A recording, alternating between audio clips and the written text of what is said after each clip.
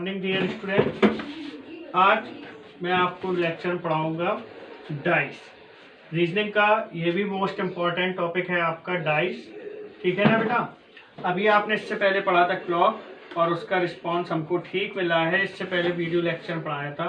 अगर आप लोगों को कोई भी दिक्कत है तो कमेंट करके आप उसमें पूछ सकते हैं, आपकी पूरी हेल्प की जाएगी, ठीक है। तो हम नया लेक्चर स्टार्ट करने वाले हैं डाइस,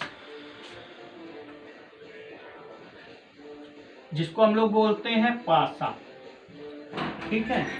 पासा बेटा सभी ने खेला होगा, सभी लोगों ने देखा होगा, सभी लोग जानते हैं पासा किस तरह का होता है।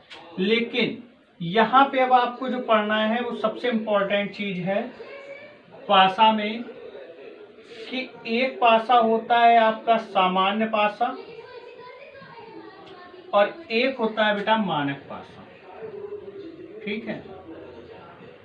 आपको दो पासे मिलेंगे यहाँ पे। ये भी जब देखना है आपको जब आपके पास डाइस में एक डाइस दिया जाए क्वेश्चन में। अगर एक से अधिक डाइस हैं तो आपको ये भी नहीं देखना है कि वो सामान्य पासा है या मानक पासा है। बात समझ में आ रही है कि नहीं।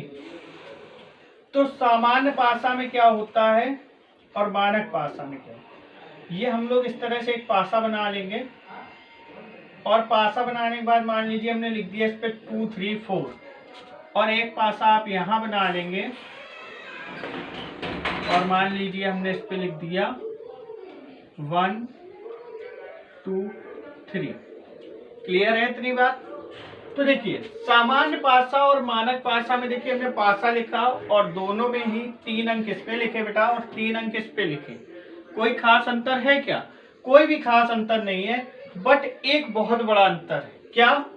इस पासे में किन्हीं भी दो निकटवर्ती सतह, किन्हीं दो निकटवर्ती सतहों का योग 7 होता है। आपका कितना होता है बेटा? 7, ठीक है। सामान्य पासा में किन्हीं दो निकटवर्ती सतहों का योग 7 होता है। जैसे आपका 3 और 4, देखिए कितना बन रहा है? 7। पहली पहचान। हो सकता था पासा इस तरह से मिल जाता है, यही वाला आपको क्या लिखा होता है आपके पास में 2 5 1। तो अब देखिए 2 + 5 = कितना हो जाता? 7। यहाँ पर 3 + 4 = 7। तो ये हो गया आपका सामान्य पासा। अब मानक पासा में क्या होता है, क्या पहचान है इसकी? तो इसमें विपरीत सतहों का योग 4 होता है। विपरीत सतहों का योग 4 होता है। अब विपरीत सतहों का योग मतलब जैसे देखिए पासे में आपको पता है 6 सतह होती हैं, 1 2 3 4 5 6, ठीक है। यहाँ पर आपको कितनी सतह दिख रही हैं? ओनली 3, 1 2 3। 3 सतह आपकी छुपा के रखी हैं। जो छिपी है वो क्या है? विपरीत सतह है, ठीक है ना। अब ध्यान दें आप, एक के विपरीत क्या होगा बेटा? जैसे आपसे पूछा जाए एक के विपरीत, तो हमने बताया विपरीत सतहों का योग कितना होता है? 7 होता है। तो 7 - 1 यानी 6। अगर हम कहते हैं आपसे 2 के विपरीत क्या होगा, तो 2 के विपरीत होगा 7 - 2 = 5। हम आपसे बोले कि 3 के विपरीत क्या होगा, तो 3 के विपरीत होगा 7 - 3 = 4। तो बात समझ में आ रही है कि मानक पासा और सामान्य पासा। अगर आपसे यही हम पूछते कि 2 के विपरीत इस पासे में क्या होगा, इस पासे का मतलब सामान्य पासे में, तो 2 के विपरीत आप देख पा रहे हैं क्या होगा कि इसमें जो जो अंक नहीं दिख रहे, 1 नहीं है, ये भी हो सकता है, या 5 या 6। मतलब कहने का हमको जो जो अंक नहीं दिख रहे हैं वो आपके इस पासे में क्या होते हैं? विपरीत अंक होते हैं। 1 हो जाएगा, 5 हो जाएगा या 6 हो जाएगा। तो इतनी बार बच्चा लोग समझ में आई कि नहीं आई कि सामान्य पासा क्या होता है और मानक पासा क्या होता है। तो सामान्य पासे में निकटवर्ती सतहों का योग 7 होता है, जबकि मानक पासे में विपरीत सतहों का योग 7 होता है। क्लियर है? ठीक है। तो अब देखिए इसी में जैसे आपसे कोई भी क्वेश्चन दे सकते हैं। जैसे मान लीजिए हम आपको एक दो क्वेश्चन बताते हैं करके।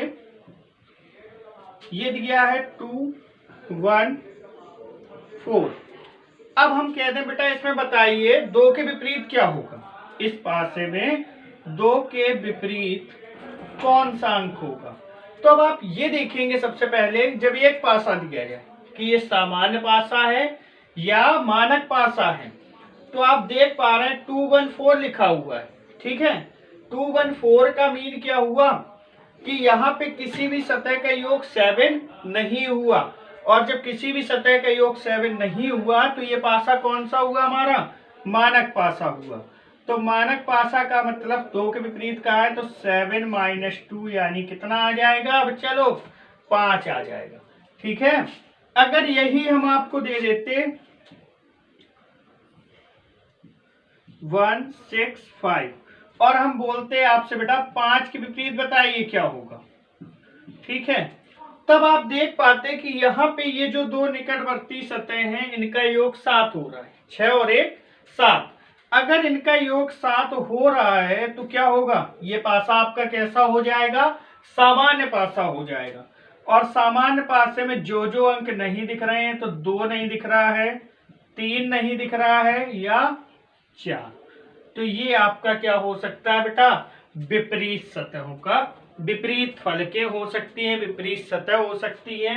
इससे सभी एग्जाम में आपका बीएड टीटी, ठीक है, या रेलवे हो, एसएससी हो, सीजीएल हो, या प्री आपका सीएचएसएल हो, कोई भी एग्जाम आप XYZ ले लें, अभी लॉकडाउन खत्म होने के जस्ट बाद आपकी 5200 लेखपाल भर्तियां आ रही हैं। ठीक है, जिसमें CCC भी मांगा जाएगा, और उसमें भी आपकी हो सकता है रीजनिंग का टॉपिक इस बार बढ़ा दें। अभी ऐसा कुछ नहीं होता था, रीजनिंग नहीं आती थी, लेकिन हिंदी, मैथ्स और रूरल सब्जेक्ट और जीएस 4 सब्जेक्ट आपके कन्फर्म आते हैं। तो अभी आपको लेखपाल के वीडियोस भी मिलेंगे, मैथ्स के जितना भी सिलेबस है, और टीटी का आपको पूरा सिलेबस मिलेगा। रीजनिंग हम सिर्फ डाल रहे हैं क्योंकि अभी सुपर टेट का एग्जाम आने वाला है, और सुपर टेट में आपके रीजनिंग का पार्ट आने वाला है। तो आपके लिए जो रीजनिंग डाल रहे हैं सुपर टेट में 100% आपको मिलेगी, बिना टेंशन किए। आप जो पढ़ा रहे हैं केवल वो पढ़ते जाइए। आपका सुपर टेट क्वालिफाइड जब हो जाए तब आप एक बार लाइक सब्सक्राइब कर देना। अभी आपका मन नहीं है, अभी मत करिए। ठीक है, चलें। अच्छा, अब बात करते हैं, थोड़ा थोड़ा लेवल बढ़ाते हैं। अभी हमने बात कर ली यहाँ पर एक पासे की, अब हम लोग बात करेंगे 2 पासों की। कैसी, 2 पासों की, जिसमें आपके क्या होंगे, 2 पासे। तो बेटा देखो 3 रूल होते हैं इस 2 पासे वालों के, आप केवल वो 3 रूल पढ़ लीजिए, समझ लीजिए, फिर कितने भी पासे दे दें, 2 दे दें, 3 दे दें, 4 5 6 7 कुछ भी दे दें, कोई भी क्वेश्चन टफ नहीं लगेगा अगर एक बार ये रूल आपको क्लियर